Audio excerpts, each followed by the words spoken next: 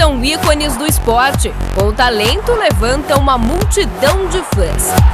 Mas acredite, até mesmo estes atletas já deram aquela pisada de bola. Ela dava no meio de campo, na hora que foi chegando perto do gol, já deu aquela pisada e veio um escorregão. Uma vez Edmundo chutou um jogador e foi expulso. E não há como se esquecer dos deslizes, não é mesmo, Bruno? Tava num jogo importante, o time precisava da vitória e eu acabei xingando o juiz por uma falta besta lá, eu fui expulso. Por mais que o treinador alerte para o jogador ficar equilibrado na partida, ele pode acontecer, né? Acontece muito de ele se desequilibrar e aí pisar na bola com a equipe. Se prepare, você vai ver agora algumas pisadas de bola.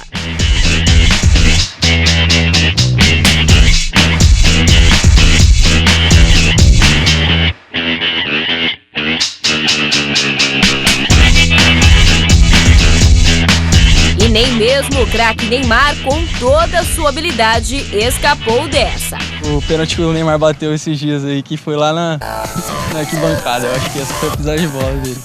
Ah, racismo também conta. Aconteceu com o Tinga, acontece muito com o Balotelli. Eu acho que essa é uma pisada de bola grande dentro do futebol. Se no esporte elas causam verdadeira polêmica, imaginem na vida a dois. Vacilar, não cumprir com o prometido, dar mole. Estas são algumas características que definem a verdadeira pisada de bola. Você já passou por isso? Você sai com os amigos, está tomando uma cerveja e chegar em casa e dizer que está no trabalho. Isso eu acho que é uma pisada de bola. Trair, eu acho que eu trair é mais normal, né? Aí eu pisei na bola mesmo, que até hoje eu me arrependo disso. Saio do serviço, vou ali, tomo uma cerveja, volto com as amigas, mas pisadinha básica. Eu comecei assim, maltratar muito minha esposa. Às vezes marcar um compromisso, não comparecer, uma mentira de leve talvez, mas nada muito sério. Eu era casada e meu ex-marido me traiu com uma funcionária da empresa. Quem pisa mais na bola, o homem ou a mulher? O homem, com certeza. Pelo instinto também, na verdade, né? E a mulher, ela se envolve mais no relacionamento, ela geralmente é mais fiel. O difícil é se desculpar, mas isso, este pessoal sabe fazer muito bem. Como que você fez para limpar sua barra? Eu converso, eu digo a verdade, mas as mulheres não acreditam. Se tentar se explicar, fica pior ainda. Tem que assumir, pedir desculpa, falar que não vai fazer de novo. Pisada de bola pode acabar com qualquer relacionamento? Claro. Atenção, alunos, porque a Escola do Amor Inteligente já começou. Sempre os mesmos erros. Passava na minha frente com mulheres e bebia muito. Eu tentava ir buscar o perdão antes dela descobrir os meus erros. As mesmas desculpas. Todas as vezes ele vinha, falava que não ia fazer mais, que tudo que ele tinha feito foi de cabeça quente, foi bêbado e sem pensar. Até chegar ao limite. Eu botei fogo na casa dela, com ela dentro da casa. Aquele momento para melhorar era só largar, só terminando. Pisei na bola. E agora? E ainda, quando os filhos são o foco do relacionamento? Eu me apeguei no bebê como um escape. Você pisou na bola no seu relacionamento e não sabe como consertar o que fez. Ou o seu parceiro foi quem pisou na bola e está difícil de esquecer. Você vai saber como lidar com isso na aula de hoje. E mais. Se você sente que o seu parceiro lhe trocou pelos filhos, não saia daí.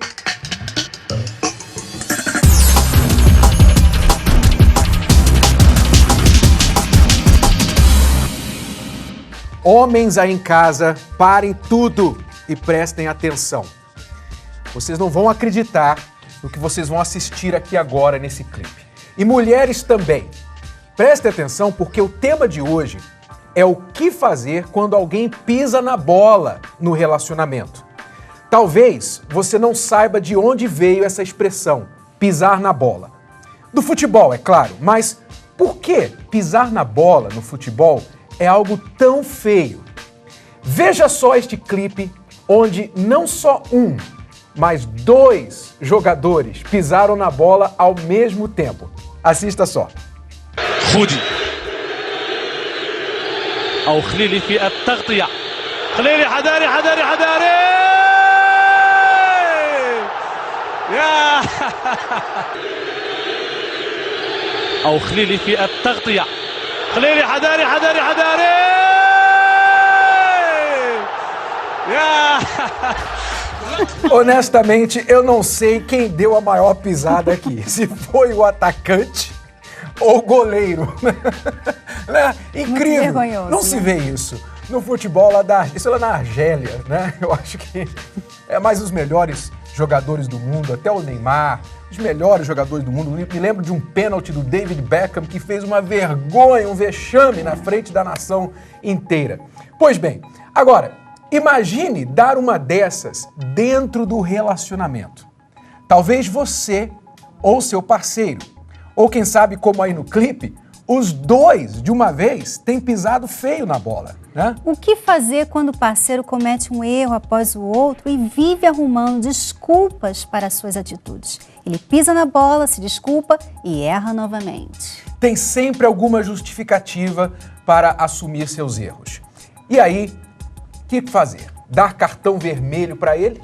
É isso que nós vamos saber com a história deste casal que quase se separou por conta das pisadas de bola dele. E ele sempre arrumava uma explicação para tudo. Vícios, grosseria, agressividade e explodia por qualquer motivo. Então, o João Luiz e a Ana Paula estão aqui com a gente no palco. Sejam bem-vindos à Escola do Amor. Obrigada. Tudo bem? Tudo bem. Eu não sei se vocês vão lembrar deles, né? Porque eles já tiveram aqui no nosso laboratório. Mas a gente vai falar disso daqui a pouquinho. Antes de conversarmos mais com eles, vamos saber como a Ana Paula deu um basta nas pisadas de bola do marido e mudou o rumo da história deles. Acompanhe. Meus pais moram em frente à casa dela, em Avaré. E a minha irmã era amiga dela e me apresentou pra mim. Aí começamos a conversar, ser amigos, tal, sair junto, daí acabamos tendo relação. Aí ele insistiu demais, daí a gente ficou junto. Aí eu fui muito persistente. Ficava atrás, ficava em cima, marcava mesmo o território. Mandava mensagem direto. Onde ela foi, ela saía da casa dela, eu percebi que ela saía de ligava, onde está? Tentava ir atrás, onde eu tava. Eu fui bem persistente. A gente tá junto há 6 anos. Casados? 2 anos e meio casado. Foi dar certo de 1 ano e meio pra cá. Antes era bem conturbada a nossa relação. Xingava ela, não gostava que ela andava com as amigas dela. Pra mim era ciúme, pra mim era vontade que eu não ficasse mais do lado de ninguém, né? Tipo, das minhas amigas, da rua, de sair, ele queria que eu ficasse em casa. Às vezes ela tava conversando com uma amiga dela e eu não queria que ela saísse, não queria que ela ficasse presente na casa dela, eu pegava e amanhã o celular pra ela não poder sair. Ele quebrava e eu comprava outra e saía do mesmo jeito. O pior momento foi quando eu já não queria mais, quando eu falava que não queria mais continuar com ele e ele não aceitava.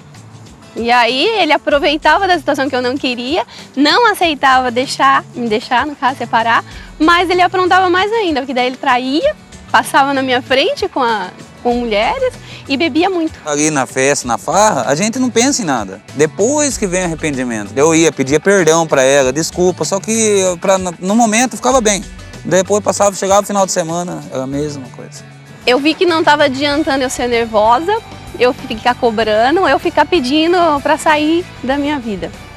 Então eu fui deixando, deixei, não liguei mais, saía pra noite, passava a noite, eu não ligava. Daí eu percebi que ela estava mudando, ela não estava mais nem aí o que eu fazia e vinha, conversava comigo, dava atenção para mim e eu fazendo coisa errada. Até um dia que eu cansei, falei, não, chega, fazendo tudo isso para ela. E ela não tá nem aí, então eu percebi que ela mudou, eu queria mudar também, da mesma forma que ela. Aquele momento para melhorar era só largar, só terminando. O momento que foi num dia que eu botei fogo na casa dela, com ela dentro da casa. Daí minha mãe com meu pai do outro lado viu o fogo subindo, daí meu irmão com meu pai quebrou a porta e apagou o fogo. Foi bastante sério. Mas eu acho que eu provoquei bastante também para isso. Porque eu já sabia que estava bêbado, eu já sabia que era todo nervoso, que era fácil de irritar. E eu fiquei provocando. E outra, eu perdi todo o crédito que eu tinha com a família dela, porque eu, visto pela família dela, era o melhor homem. E depois do que aconteceu esse fato, a família dela pegou uma raiva de mim, uma raiva mesmo, que não queria ver eu na frente. Eu acharia que nunca mais ia conquistar tanto ela como a família dela. A nossa história foi de superação. Eu consegui perdoar, eu consegui passar por cima dessa situação. E hoje estamos bem mesmo, hoje eu posso dizer que reconquistei novamente. Mas não foi fácil, foi difícil de chegar até aqui. Então, Ana Paula, João Luiz, vocês hoje estão bem, não é isso? Sim. Mas foi pesado aí algumas coisas que vocês contaram. Aliás, vocês chegaram até a pedir socorro ao laboratório, não é isso? Foi. Vocês vieram ao laboratório da Escola do Amor já faz quanto tempo, mais ou menos? 1 ano e meio agora. 1 ano e meio. Foi por isso que você falou que de um ano e meio para cá que as coisas melhoraram. Isso. Vamos lembrar agora um pedacinho do laboratório, para vocês terem uma ideia como é que estava o clima da relação deles há 1 ano e meio atrás, quando eles buscaram a nossa ajuda aqui na Escola do Amor. Olha só a situação deles. Agora, no momento, eu só me sinto ofendida por causa delas coisas que você fala. Você me trata como um amigo, que nem você comenta comigo, vou conhecer outras pessoas, vou conhecer fulano, vou conhecer ciclo. Meu, isso daí é mulher, de falar com o marido que vai conhecer outras pessoas. Você acha que quem que vai gostar disso daí? Você não falou esses dias pra mim? Que eu ia comprar uma cama maior, você falou, vai ficar aí, servindo pra todo mundo. Sabe o que dá vontade de fazer? Dá vontade de chegar aqui e trazer uns coletes salva-vidas para cada um de vocês e falar assim, ó, veste porque esse barco tá afundando. Sabe, se vocês continuarem fazendo furo nesse barquinho, então é melhor vestir o colete salva-vida. Você não tem uma atitude de carinho pra na hora de deitar? Você nunca chegou e falou pra mim assim, quais são as minhas qualidades. Você enxerga algumas qualidades em mim? Claro que eu enxergo. E quais são as minhas qualidades? Você tem muita qualidade. E por que você nunca citou dia a dia? Porque eu acho que não tem necessidade de ficar falando. Como não? Mas eu gosto de ouvir. Você é trabalhador. Eu gosto de ouvir. Você nunca chegou, João, eu te amo. Não. Então, eu gosto. Você gosto. Tem que chegar e conversar. Eu gosto de ouvir. Você quer ouvir, eu te amo. Eu não amo.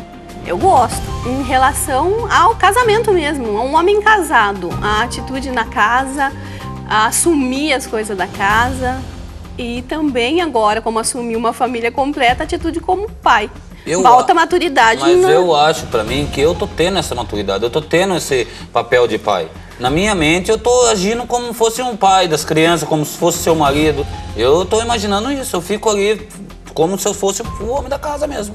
A reclamação principal do João é com respeito à apreciação que ele não recebe de você. Na sua opinião, você diz, eu não preciso elogiar você, eu não preciso falar as suas qualidades. Você não precisa. Você, para você mesma, você não vê a necessidade disso. Mas ele está dizendo para você, em várias maneiras, basicamente o que ele está falando durante toda a conversa aqui é isso. Eu não me sinto apreciado pelo que eu fiz já nesse relacionamento, pelo que eu venho fazendo. Eu não me sinto apreciado. Toda mulher quer uma segurança no casamento. Mas para ela ter essa segurança, ela tem que deixar o marido ter esse espaço. Ela não pode anular o marido, ela não pode ficar criticando, abaixando o marido, humilhando o marido, porque não é assim que ele vai tomar o lugar dele. Então, se ela quer, por exemplo, ela reclama que ele é imaturo. Tudo bem, a idade dele é inferior. É normal. A experiência de vida dele é menor que a sua. Tudo bem, você não vai mudar isso assim. Ele não vai mudar você falando pra ele, você tem que ser maduro. Não adianta, você já falou isso quantas vezes pra ele? Não mudou. Então o que você tem que fazer? Como mulher mais madura, o que você tem que fazer? Você tem que ajudá-lo. Você tem que ser a treinadora dele. Ó, amor, vamos fazer isso. Eu queria que você me falasse sobre as contas. Vamos ver o que você pode fazer sobre as contas esse mês. Ó, sobre as crianças, vamos falar sobre o seu tratamento com adolescente. Vamos ver o que a gente pode fazer. Você vai tentar ajudá-lo a tomar as decisões. E não ficar daqui do pedestal, daqui do banquinho, falando, você é imaturo, você...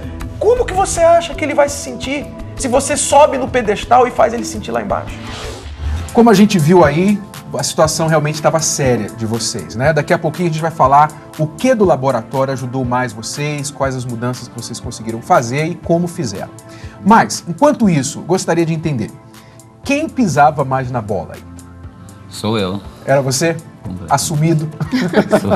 Mas ela também não era fácil, pelo laboratório ali que a gente viu. Bastante, foi difícil. Foi difícil superar. Quais as suas pisadas assim mais épicas e clássicas que você lembra assim? Passar na frente dela com outra mulher. Ela tá na frente me esperando. Teve uma vez, ela comprou um perfume pra mim de aniversário. Aí eu recordei agora. Comprou um perfume de aniversário pra mim. E ela saindo do serviço, tão contente com o perfume que ela comprou. De repente ela olhou de longe, comentou com a filha dela, parece que é o João indo subindo ali. Eu estava com uma outra mulher. E de longe ela, é o João sim, ela ligou no meu celular pra avisar, João, eu vi que você está com outra mulher. Ela teve certeza, ligou só pra ter certeza que viu eu. Nesse dia eu acho que foi o... Isso mais por quê? pesado. Era pra fazer pirraça mesmo? Ou você achava que ela não sabia? Não, eu achava que ela não ia chegar naquele momento. Eu achava que ela ia ficar até mais tarde trabalhando. Entendeu? E eu tava subindo pra outro lugar, outro bairro, com outra menina. O que passava na sua cabeça, assim? Porque você estava com ela, mas você saía com outras. Você pensava que aquilo não ia destruir o relacionamento que você tinha com ela? No momento eu nem pensava. No momento eu queria saber de curtir. No momento eu queria saber de se divertir, de falar. Depois que vinha o pensamento.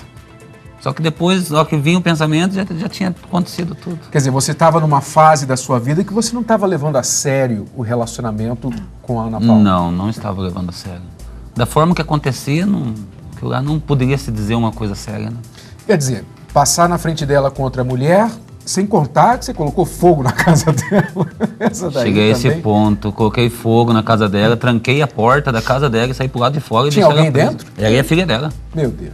As duas, a filha dela Você tava tava dormindo. bêbado? Você tava... Bem bêbado. A gente tiver uma discussão, daí eu peguei, tá bom, Ana Paula, eu vou pra lá, daí eu fui dormir no sofá. Ela me acordou, xingando, ela provocou bastante também. Ela me xingando e tal, mandou eu embora da casa dela. No que ela mandou eu embora da casa dela, eu peguei, ela jogou minhas coisas. Daí O que você lembra daquele dia, Ana Paula? Você disse que também teve culpa no cartório. Então, eu agora já não coloco tanta culpa nele mesmo, porque eu coloco um pouquinho em mim, porque eu não deveria ter provocado tanto. Mas como que você provocou? Mandar embora, eu sabia que ele estava lá dormindo já, deveria ter deixado, e já sabia que estava muito bêbado, então eu não precisava ter acordado ele, falado, vai embora, podia ter deixado para outro dia. Mas eu não me contive, né? Eu tive que provocar. Só que eu não sabia que ia chegar a esse ponto. Quer dizer, hoje vocês falam até de uma maneira leve acerca do assunto, mas na época foi pesado, não, né? Bastante, foi horrível. Foi. Pra mim eu tinha perdido ela pro resto da vida, porque eu já não tinha ela pra mim, porque ela na época não gostava de mim, ela mesmo citou no laboratório que não me amava, então na época eu já não tinha ela. Ainda mais depois desse fato, eu imaginei que tinha perdido ela completamente. Porque ela é muito obcecado nela mesmo. Você com ela? Exatamente, ela demais. Eu media os passos dela. Entendeu? Onde ela ia, o telefone eu ligava para ela. Ela ia sair, ela chegava, morava de frente com a casa dela. Ela chegava do serviço, eu já estava na porta da casa dela. Mas isso porque você também pisava na bola direto. Então você imaginava que ela ia fazer o mesmo com você. Exatamente. Eu tentava ir buscar o perdão antes dela descobrir os meus erros. Daí, às vezes já era tarde, às vezes ela já tinha ficado sabendo através de amigas ou via alguma coisa e eu tentava. E você se sujeitava a isso? Por que você não deu um basta ou você tentou dar um basta? Como é que foi? Tentei dar um basta várias vezes, mas todas as vezes ele vinha, falava que não ia fazer mais, que tudo que ele tinha feito foi de cabeça quente, foi bêbado e sem pensar e que não ia repetir. E você aceitava? Aí eu aceitava. Acreditava?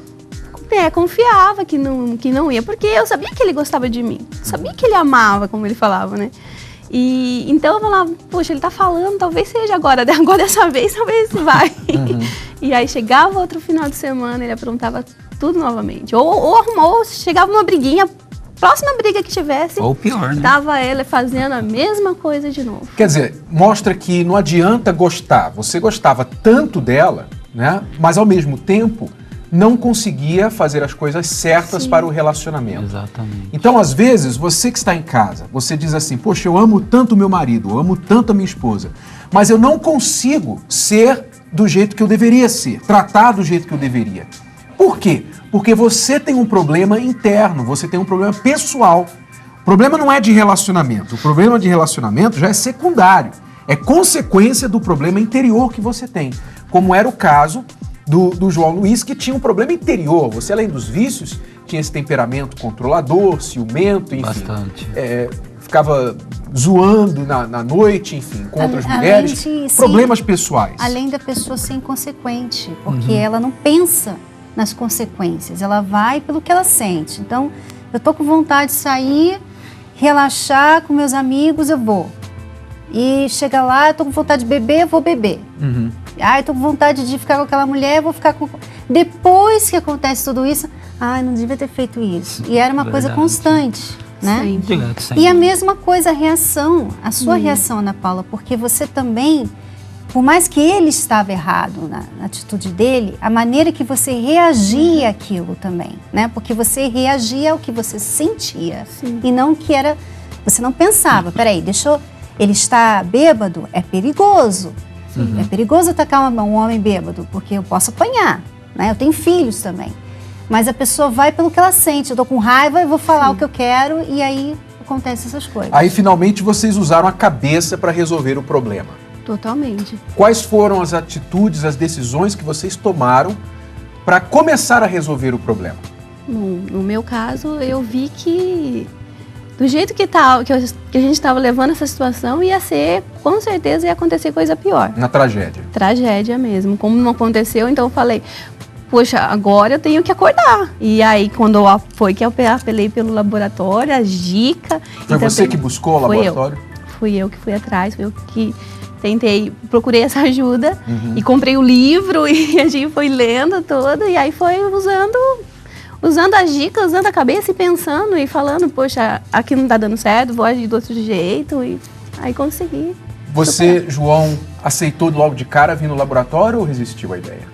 Não, no começo foi difícil. No começo ela vinha, ela buscava e eu não. Eu ainda no começo não estava.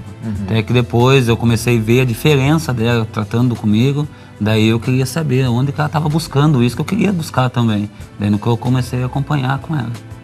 Daí eu comecei a mudar. Daí através do dia que nós viemos para o laboratório, daí a dica da Cristiane que deu ainda para mim no dia. E uma maneira que ele pode começar a fazer isso é ter mais equilíbrio na maneira de falar, nas coisas que ele pensa. Você pensa uma coisa, não é tudo que você pensa que você vai falar. Ter mais domínio próprio, porque né, na hora da raiva você acaba falando coisas que você estraga tudo. Que para mim ser mais autoritário, conversar direito com a criança, respeitar o que as crianças falar, conversar certo, não erguer a voz, não se gritar perto das crianças. Então daí eu comecei a ter diálogo com ela, conversar, a gente não tinha diálogo, não conversava. Começamos a ter, conversava bem nós dois. Até hoje nós tá conversando bem. E como vocês lidaram com esse vício que você tinha? Foi difícil no começo. Eu tinha o vício do cigarro, comecei a fumar com 12 anos de idade. Então eu parei com 30 anos. E bebida, eu saí de casa com 13 anos e comecei já a viver no mundo e tal. Então foi difícil porque tomou conta de dentro de mim durante muitos anos. Então eu tive que ter mesmo uma opinião. Ou ficar do lado da Ana Paula, ou ficar dos vícios das mulheradas. Então foi uma decisão mesmo, eu tive que ter opinião. E eu tive essa opinião, fui do lado dela. Porque depois de tudo isso que aconteceu, eu cheguei pra ele e falei, olha, agora não dá. Chegou no limite, não dá mais. Então ou você muda e pare com tudo isso de uma vez agora, ou não vai ter condição. Daí eu já até falei pra ele, eu saio, eu mudo de lugar sozinha pra você conseguir ficar longe de mim, mas do jeito que tava, não tinha como continuar. Você colocou as suas condições. Até então eu tava só levando, aguentando. né? Suportava ali, aqui, mas quando chegou nesse ponto de limite mesmo, eu coloquei, dei o basta.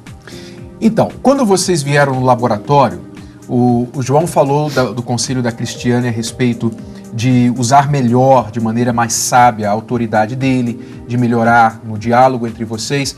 Para você, quais os conselhos que mais ajudaram? Para mim foi deixar de ter essa autoridade, falar da maneira certa com ele, no caso, e deixar, tipo, um caso que era com as crianças, que eu tinha mais problema, ele fazia a parte dele, eu não tomar frente. Eu sempre queria que fizesse a minha, tipo, você vai falar o que eu achar que tem que fazer com as crianças. Então agora ele fala e eu fico quieta no meu canto, mesmo que seja difícil deixar ele, mas eu deixo ele cuidar como um pai mesmo. E também tenho que maneiro na minha conversa.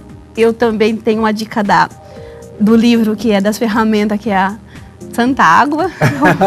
Tomo muita água. Beber da água santa, né? A água santa. Quem lê o livro Casamento Blindado sabe exatamente o que ela está falando. E todo esse equilíbrio, né? Na conversa, nas brigas, quando eu vejo que tá esquentando, Dá tempo, tem que dar o tempo dele também na irritação. Nós não discutimos mais perto das crianças, a gente vai no quarto. Quando a gente vê que acontece alguma coisa, nós vamos no quarto, conversa, a gente nunca deixa, eu também aprendi bastante, a gente lê no livro, nunca deixa que aconteceu ali, a gente brigamos no dia, não deixar para outro dia. Resolver no mesmo dia o que foi, para não deixar e prolongar para outro dia. Então a gente vai, acaba ali, não tem mais grita ali perto das crianças, para eles não crescer, né? Então... Agora, quando vocês estavam assistindo ali, vocês mesmos, no laboratório, vocês estavam aí um pouco encabulados, envergonhados de vocês mesmos. Qual foi o sentimento de se assistir tendo aquela conversa? Olha você. Eu olhando tudo aquilo, eu fico imaginando, eu fiz tudo aquilo para ela. Briguei com ela. E hoje nós estamos bem, estamos assim. E ela falar assim no programa que não me amava. Ele estava do meu lado hoje. É uma coisa... Você ama ele hoje? Amo. Ela fala pra você que ela te ama? Fala. Não, hoje é tudo diferente, né? Hoje não tem... Nem se compara àquela situação que estava um ano atrás. Realmente, você tá diferente, especialmente assim, a sua maneira de falar, não só o visual, mas a sua maneira de falar com ele tá totalmente diferente. Não, eu também vejo essa diferença em mim mesmo. Você se vê. Eu percebo a diferença. Como que você sentiu se vendo ali um ano e meio atrás daquele jeito? Nem acredito que eu falei tudo aquilo, que eu não sabia, né? Porque eu não me via daquele jeito, eu achava que estava certa. E realmente eu vejo que eu era... Como eu queria ser mãe dele, no caso.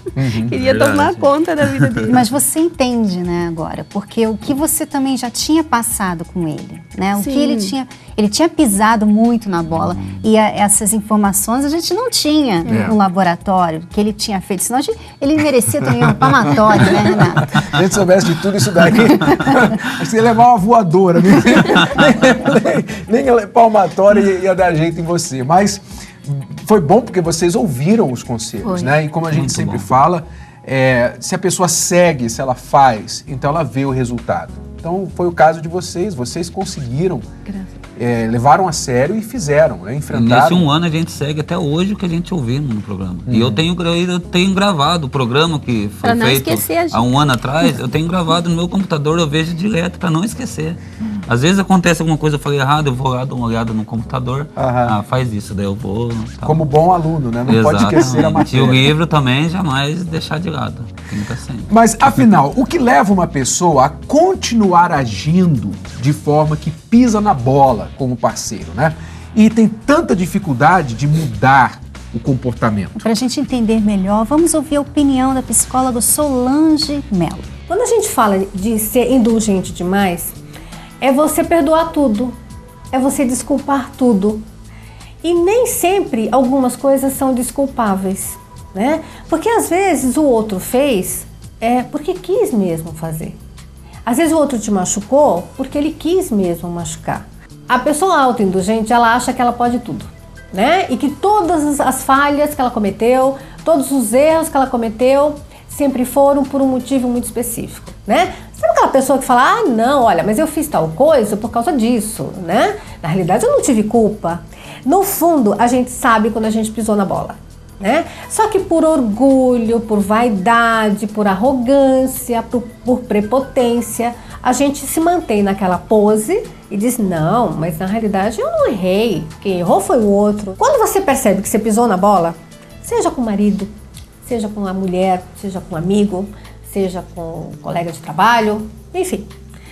A primeira coisa é, por que eu pisei na bola? Né? Por que eu errei? O que me levou a errar? Primeira coisa. Segunda coisa, o que eu perco se eu continuar pisando na bola? E o que eu já perdi por ter pisado na bola? O que eu estou perdendo por ter pisado na bola? Dependendo dessa perda, aí a pessoa vai se posicionar. Eu continuo pisando na bola ou eu mudo de comportamento? Então, a Ana Paula e o João Luiz, que estão aqui, são provas de um casal que pisou tanto na bola que eu não sei como, a não ser por um milagre, eles estão juntos ainda hoje. Parabéns a vocês por isso. O time está ganhando. O time ganhando. E vocês continuam driblando as dificuldades, continuando na metáfora do futebol aí, vocês continuam driblando as dificuldades e qualquer desafio. Agora, qual a dica que vocês dão, cada um de vocês, para os casais que estão vivendo nessa situação hoje, como vocês viviam 1 ano e meio atrás? O que eles devem fazer pela experiência de vocês? Tem que ver o que quer, agir com inteligência mesmo e deixar de ficar provocando, de ficar julgando, condenando e procurar se acertar da melhor maneira possível, moderado, com calma, sem orgulho e sem querer estar sempre por cima. E se não conseguir fazer sozinho, procurar alguém que possa te ajudar, como a Escola do Amor, o livro Casamento Blindado, foi excelente pra gente. É muito importante o ponto que você fez de buscar ajuda externa, porque às vezes a gente está muito perto do problema e não consegue enxergar a saída. Nós buscamos ajuda. E nós tivemos que fazer isso também. Então você de casa que está nessa situação, também busque ajuda. Não basta assistir o programa. Você, se não leu o livro ainda, leia o livro. Você pode fazer o curso Casamento Blindado. E ainda que não tenhamos data para o próximo curso ao vivo, você pode encomendar o curso pelo site casamentoblindado.com, assistir os DVDs na sua casa. Enfim, faça uso das ferramentas que estão disponíveis para você. Parabéns, tá bom? Obrigada. E continuem assim. Pode deixar. Gostaríamos que vocês continuassem como referência para outros casais, tá bom? Estaremos. Muito obrigado. Bom, as dicas e conclusões para você que está numa situação de pisar na bola, ou já pisou na bola, ou seu parceiro está fazendo isso. Quais as dicas? Primeiramente, entenda. Errar é humano.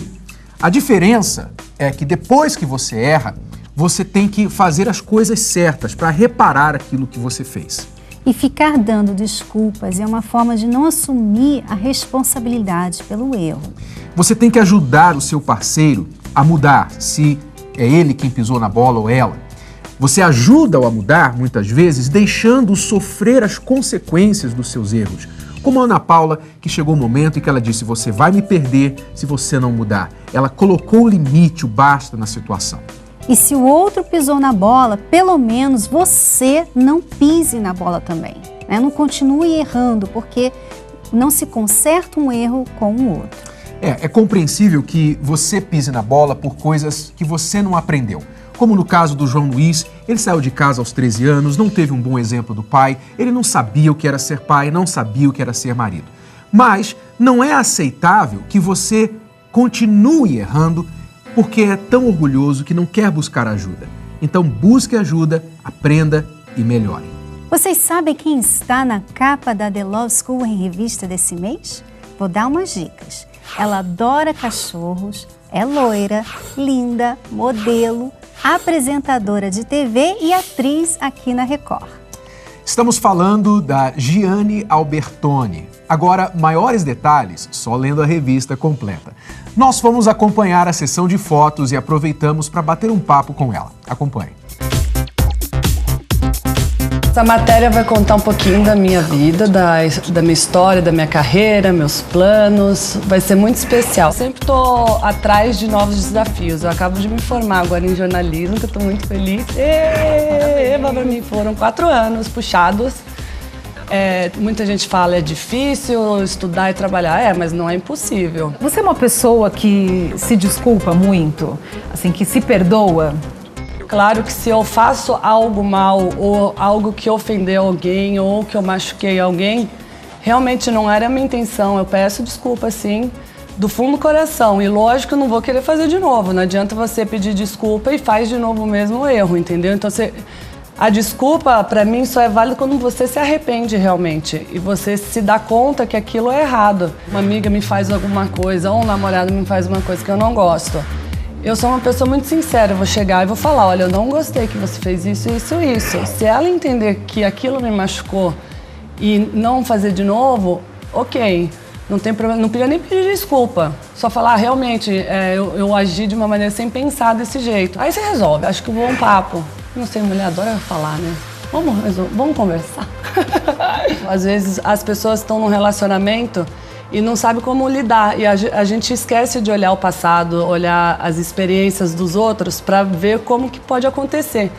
Então, eles estão de parabéns, o casal mais lindo, e por isso que é um sucesso. Eu estou muito contente de fazer parte da revista e agora estar participando na TV. Continuem assim, ó. Eu estou levando muita lição.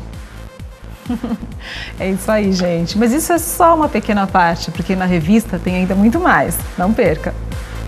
Obrigado, Giane, por participar da revista The Love School. Obrigado pelos comentários aí sobre o nosso programa. Queremos que essa revista, essa entrevista especial que ela deu, faça um grande sucesso e ajude bastante os leitores. E tem muito mais na The Love School em revista desse mês. Passe na banca mais próxima ou faça uma assinatura pelo site lovesschoolemrevista.com.br. É prático e você ainda ganha um desconto. E agora vamos entender o que está acontecendo com o Emerson e a Kate. Ele faz qualquer coisa para que a Kate não se estresse quando ela chega do trabalho, até o jantar. Mas ela continua nervosa. E ainda reclama que o Emerson é muito calmo e precisa participar mais das coisas. Laboratório neles. Eu acho que você poderia interagir mais. Fazer mais as coisas no momento, não deixar para depois, para o outro dia. Eu acho que você exige muito. A gente chega cansado, como você sai, dá para me fazer as coisas no horário que eu tiver sozinho. Você prefere fazer sozinho então, do que fazer junto comigo? Se você chega cansada, porque eu não posso deixar fazer amanhã. Aí fica difícil. A gente acabou de mudar. As coisas tudo desorganizadas ainda. Aí eu chego cansada, procuro organizar o que dá para organizar na hora, montar a cama, tudo. Aí você quer deixar para depois, para o outro dia. Desse jeito a casa nunca fica arrumada. Na mudança quebrou tudo, a guarda-roupa, o armário praticamente. Então é difícil arrumar as coisas assim em caixa. Tem que ficar guardado em caixa. Por isso que tem que manter sempre organizado. Senão a gente nunca vai sabendo onde estão as coisas. Na sua opinião você está certo. Você podia mudar mais nesse jeito de ser. Muito calmo, muito outro dia, muito amanhã e na hora nada. Tá certo. Tentar mudar isso. Bom, Emerson e Kate, prestem bastante atenção. A reclamação da Kate sobre o Emerson, principalmente, é que ele é muito descansado, deixa as coisas para o dia seguinte. E ela gostaria de mais atitude dele, que as coisas fossem feitas, quando deveriam ser feitas, não para depois. Emerson, isso mostra uma natureza diferente da sua parte comparada à dela. E isso, de certa forma, Kate nunca vai mudar. Mas não é desculpa, Emerson, para você simplesmente dizer, eu sou assim. Os dois têm que tentar se encontrar no meio do caminho, né? Então, por exemplo, uma das coisas que eu gostaria de apontar para o Emerson é que essa natureza, essa maneira de ser, de vamos deixar para amanhã, agora estou cansado, vou fazer depois, traz para você um estresse desnecessário, porque você está sempre tendo que ficar lembrando daquilo que você ainda deixou por fazer, e não é o pior que você fica lembrando. O pior é que a esposa vai ficar lembrando todos os momentos, você não fez aquilo, quando é que você vai fazer aquilo? Quer dizer, aumenta o estresse quando ele poderia resolver aquilo na hora. E uma coisa que a Kate reclamou é que ele gosta de fazer as coisas sozinho, quando ela não está presente. Você deveria se questionar sobre isso, Kate, porque normalmente, vocês não falaram isso, mas normalmente o que acontece? Quando há essa diferença, ele é muito devagar e ela é mais agitada, a pessoa mais agitada acaba criticando muito a outra.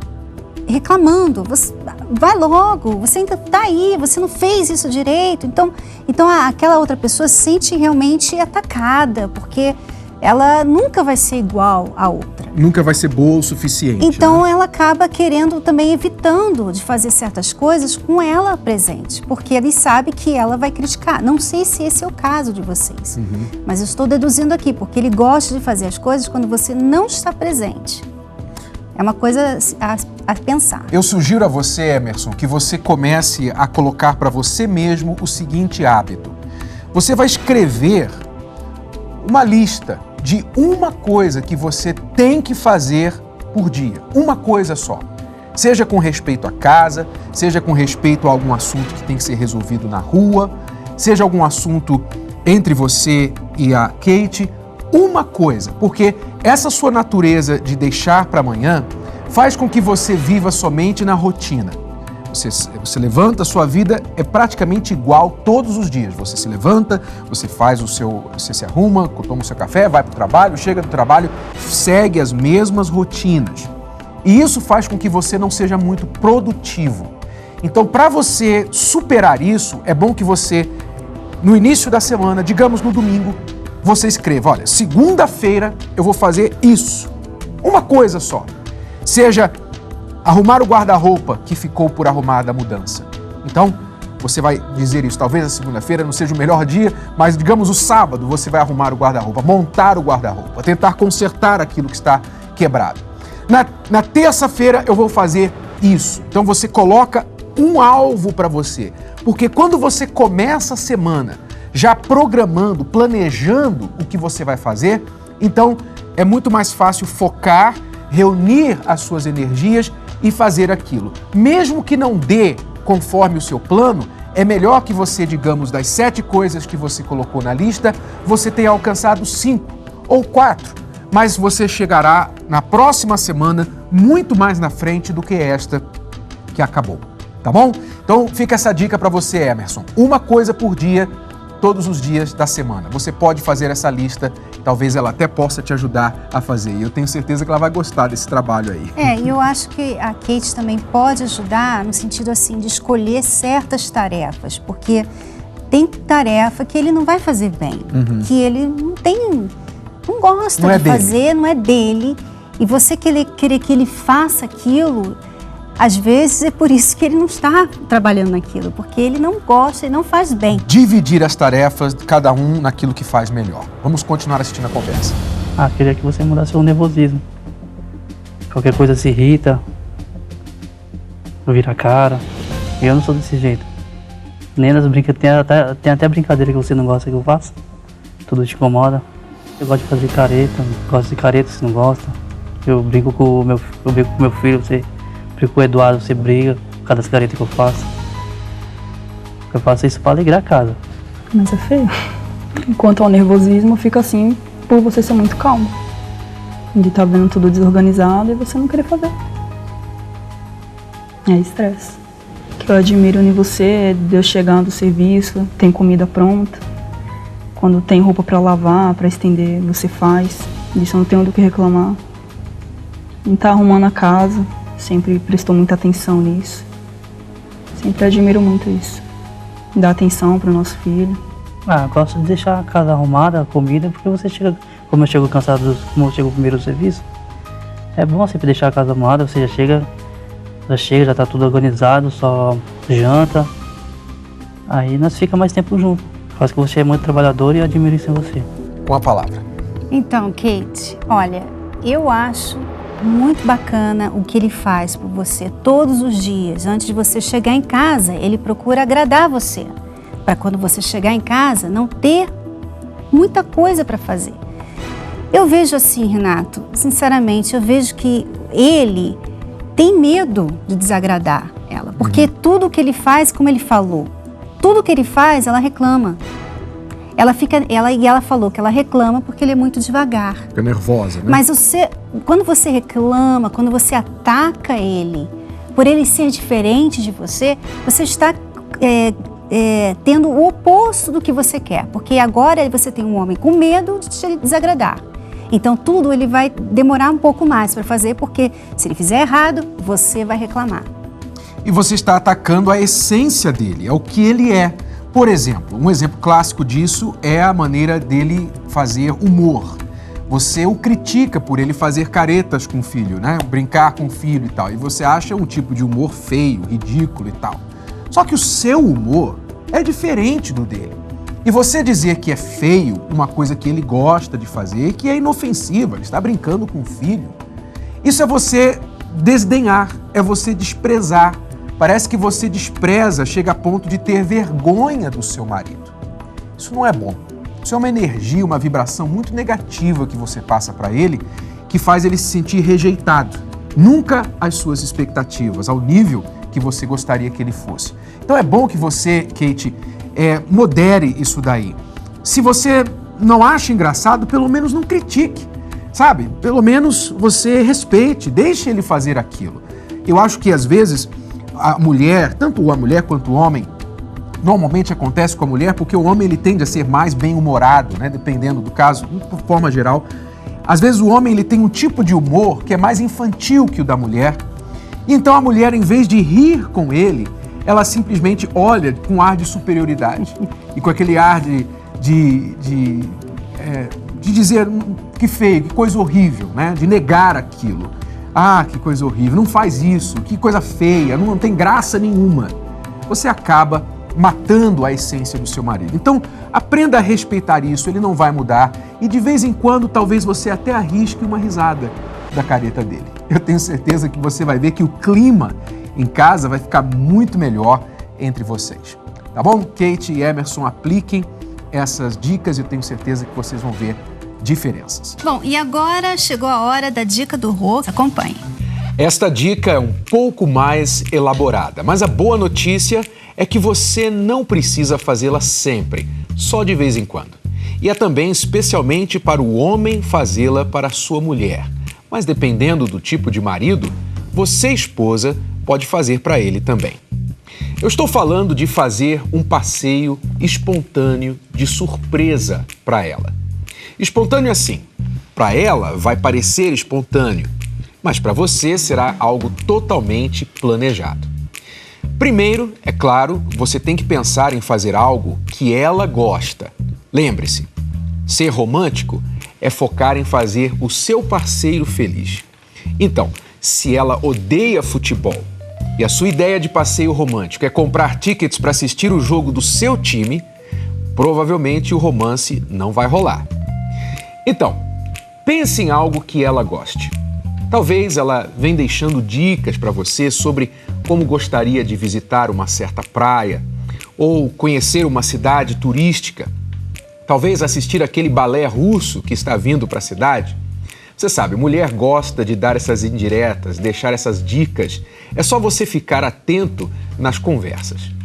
Daí, você prepara tudo para aquele passeio a dois. E então, um dia, num certo momento especial que você preparou, e somente com a antecedência necessária, sabe como é? Às vezes a mulher quer comprar aquele vestido especial para a ocasião. Aí você revela aquela surpresa para ela.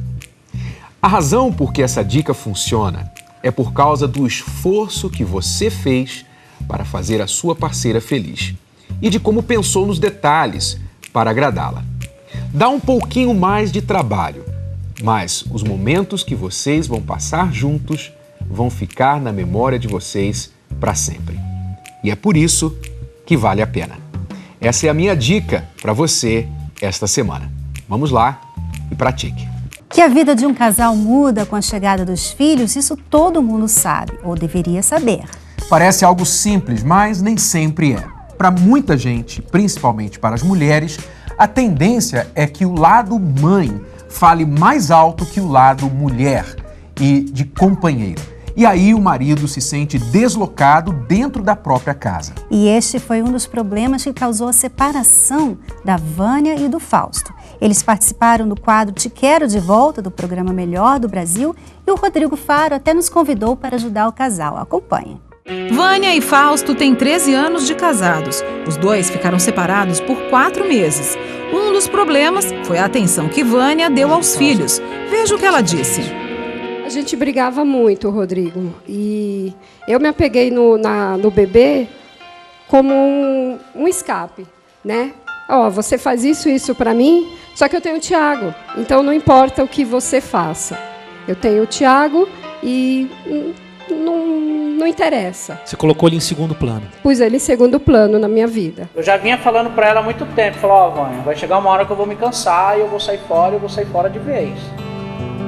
O marido resolveu ceder e tentar ser feliz novamente no relacionamento. Mas os dois não saíram de lá sem receber os conselhos de Renato e Cristiane Cardoso. Então amar não é só sentir. Amar é fazer o certo. E isso começou quando você Escreveu e desde então vem decidindo, eu preciso mudar isso, eu preciso mudar aquilo.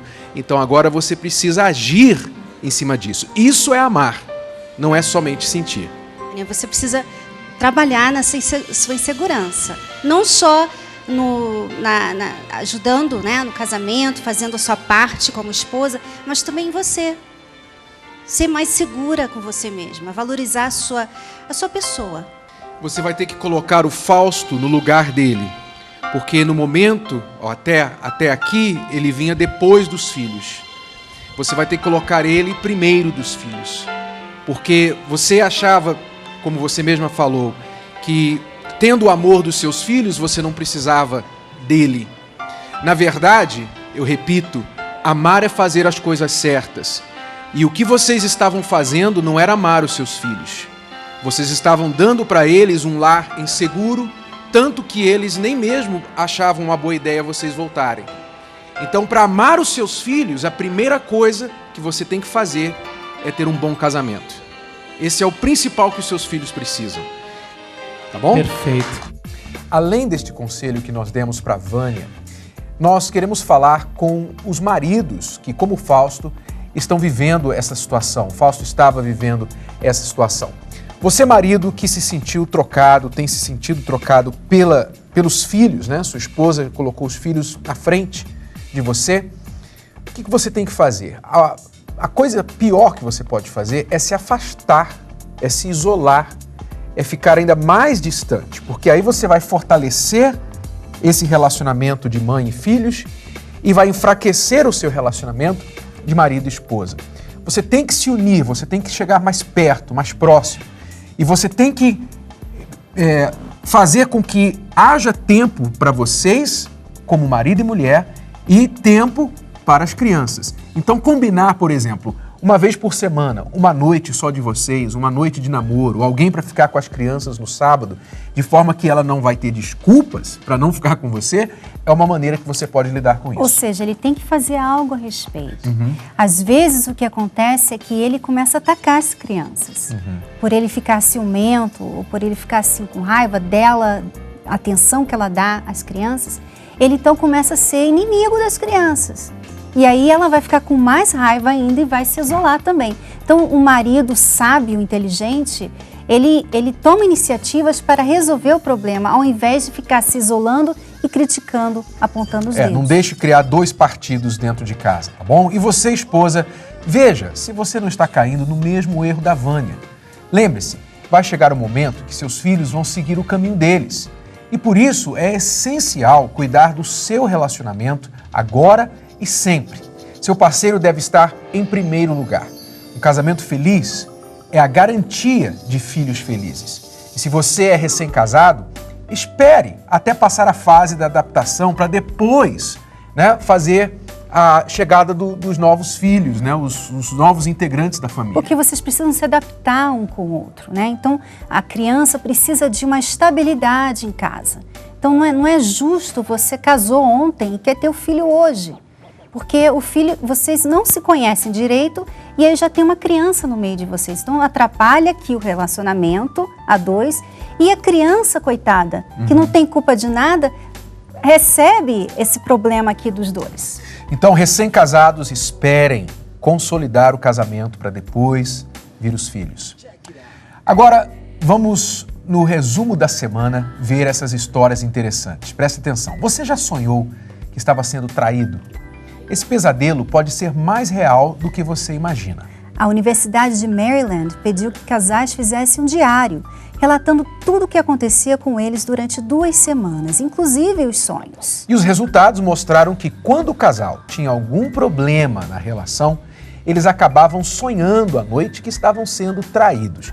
E o pior é que esses pesadelos só esfriavam mais ainda a relação no dia seguinte. Por outro lado, aqueles que tinham sonhos sensuais com o parceiro acordavam felizes da vida, amáveis e ficavam de ótimo humor por vários dias. Conclusão: não durma com problemas. Melhor ter sonhos bons e ficar de bem com a vida e com o parceiro. E agora uma prova de amor que foi cravada nas montanhas da China durante 50 anos. Tudo começou quando 2 jovens se apaixonaram. E para ficarem juntos, eles tiveram que fugir para uma caverna no alto de uma montanha, muito alta, muito íngreme. Eles não tinham comida, dinheiro, nem eletricidade. Resistiram a tudo e criaram uma família com 7 filhos. Infelizmente, o marido morreu em 2007, mas cumpriu o que prometeu para a esposa. Cuidou dela a vida inteira e construiu uma escada de 6.000 degraus. Sabe lá o que é isso? 6.000 degraus. À mão, ele fez essa escada montanha acima, para que ela não se cansasse ao subir a montanha.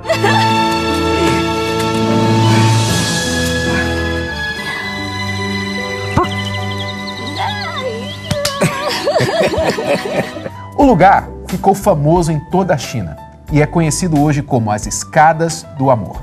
Chegou a hora da revisão. Todo mundo pisa na bola, mas o importante é assumir e não repetir o erro. Às vezes, o parceiro precisa sofrer as consequências para levar a sério a necessidade de mudar. Mas não precisa pisar na bola você também. Um erro não conserta o outro. E aos recém-casados, esperem o relacionamento se consolidar antes de ter os filhos.